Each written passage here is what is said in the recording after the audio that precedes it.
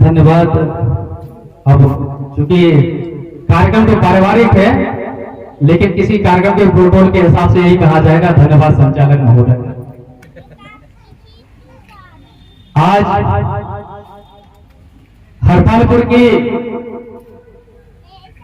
संख्या के हिसाब से छोटी कही जाती है। छोटी सी नगरी में हमारे वरिष्ठ जन सम्मान समारोह में उपस्थित, हमारे जिले की शान एवं हमेशा विपरीत परिस्थितियों में सभी की मानसिक एवं आर्थिक मदद करने वाले मुख्य अतिथि आदरणीय डॉक्टर राजेश खरे जी,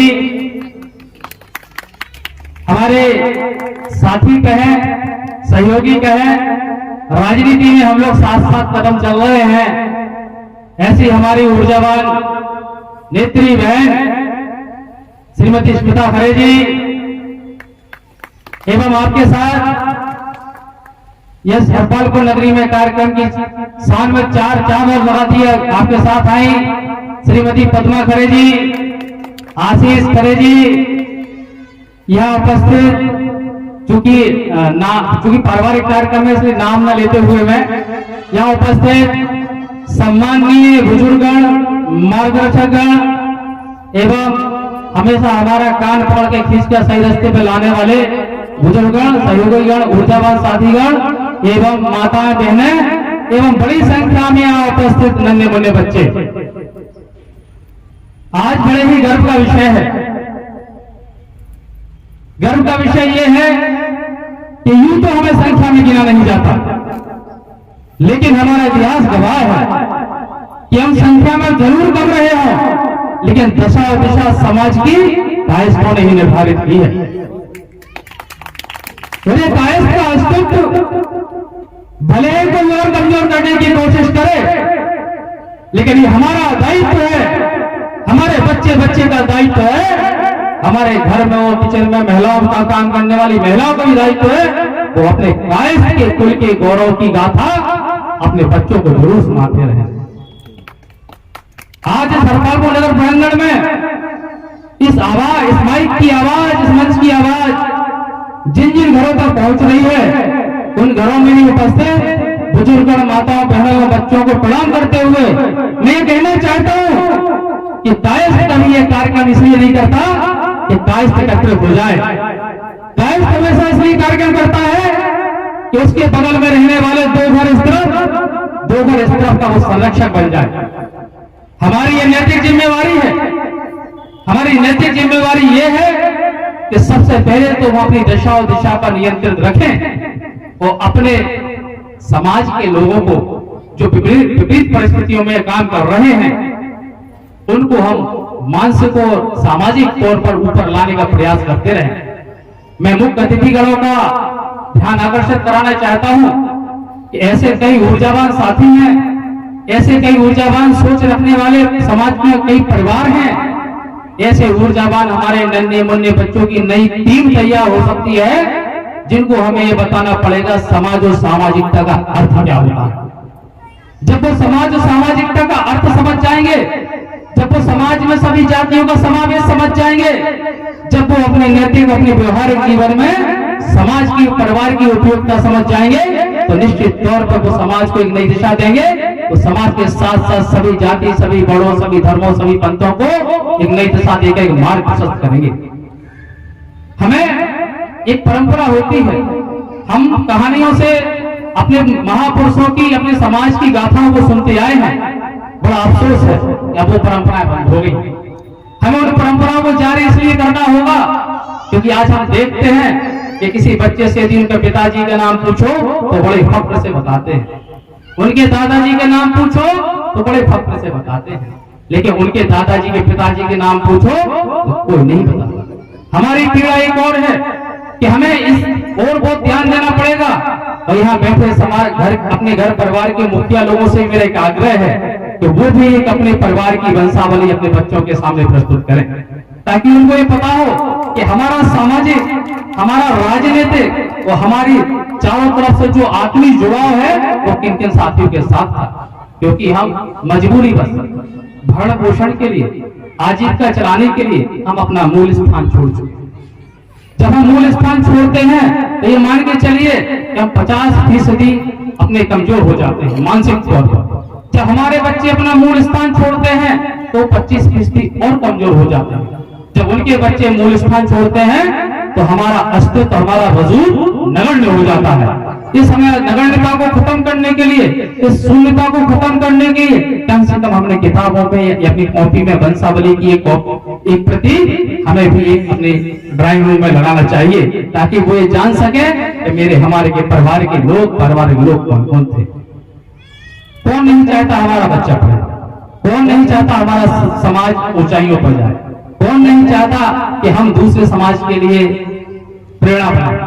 लेकिन किसी समाज के लिए प्रेरणा बनने के पहले, किसी समाज के द्वारा हमें आत्मसम्मान प्राप्त करने से पहले हमें स्वयं में अपना आत्मसम्मान जगाना पड़ता है। उस आत्मसम्मान को जगाने के लिए हमें ऐसे आयोजनों की आवश्यकता होती है। हमें आत्मसम्मान जगाने के लिए हमें समय समय पर लोगों के बीच जाने की आवश्यकता होती है। हमें अपना आत्मसम्मान जगाने के लिए हमें विपरीत परिस्थितियों और विपरीत वक्त पर लोगों के साथ खड़े होने की आवश्यकता होती है, क्योंकि ये जुड़ाव एक दिन का नहीं होता है। किसी ने खूब कहा है, ये जो मुसफ्फर मिल रहा है, ये जो मुरब्बत मिल रही है, वो एक रात का सिला नहीं है। ये जो मुरब्बत मिल रही है वो एक रात का सिला नहीं है। दिल दिल कर जीना पड़ता है जनाब।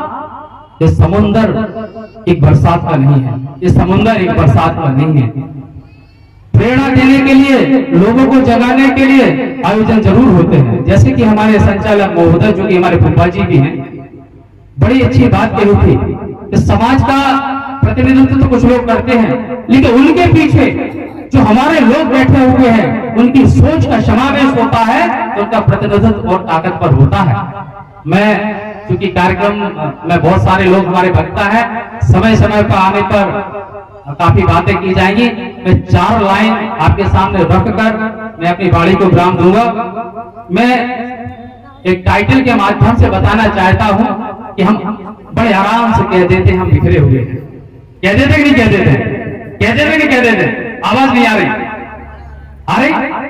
हम बिखरे हुए हैं। इसी टाइटल को मैं, यदि बात मेरी सही जगह पर सही शब्दों से पहुंच रही हो तो मैं आप लोगों से जरूर इसका ध्यान आकर्षण चाहूंगा। टाइटल है बिखर चुके हम। श्रीवास्तव सिन्हा अंबस आदि में मैं बड़ा और मैं बड़ा। श्रीवास्तव सिन्हा अंबस आदि में मैं बड़ा और मैं बड़ा के चक्कर में भाइयों से ही भेदभाव करते हम कायस्थ। गरीब अमीर के चक्कर में बढ़ चुके हैं हम कायस्थ। शायद चित्रगुप्त भगवान भी रोते होंगे, बच्चों ने बना ली दूरियां।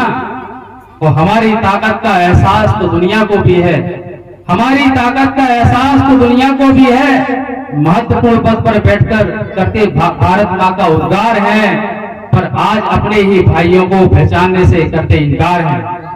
बदलना होगा हमें हमारी सोच को, बदलना होगा हमें हमारी सोच को। हमें एक मंच पर आना होगा, सारे भाई करें उन्नति। एक ऐसा मंच बनाना होगा, एक ऐसा मंच बनाना होगा। मैं आज हम जिन क्षेत्रों को देखते हैं, चाहे राजनीतिक क्षेत्र हो, चाहे सामाजिक क्षेत्र हो, चाहे रचना का क्षेत्र हो, चाहे साहित्य का क्षेत्र हो, चाहे सिनेमा जगत हो।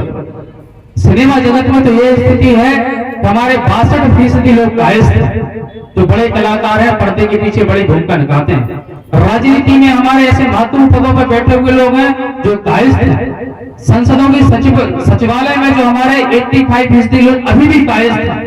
तो हमें कहीं से हताश होने की आवश्यकता नहीं है, बस हमें लोगों के संघर्ष से सफलता की कहानी अपने बच्चों को बड़ी ऊर्जावान तरीके से सुनानी है, क्योंकि प्रेरणा हमें ही देना है, उत्साह भी हमें देना है, हताशा भी हमें देनी है। इसी जिम्मेवारी को हमें समझना होगा। मैं 2 लाइनों के साथ, एक समाज के संगठन की जब बात आती है तो संगठन की बात आती है तो सहयोग की बात आती है, सहयोग की बात आती है तो मेलजोल की बात आती है, मेलजोल की बात आती है तो आपसी कम्युनिकेशन की बात आती है।